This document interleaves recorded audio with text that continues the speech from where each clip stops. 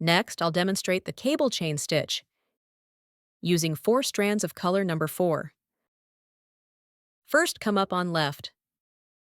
Wrap once around thread, back to start. Come up vertically at chain top ahead. Wrap thread under needle. Pull forward, creating a chain link. Let me show again. Wrap once around thread and down. Come up vertically ahead. Wrap thread under needle again. One more time. Wrap once around thread. Come up vertically ahead. Wrap thread over needle. Pull thread. Following these steps, complete remaining pattern.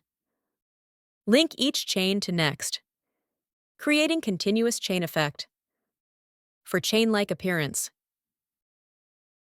Final stitch down. Adjust chain shape with needle. Let's look at the result.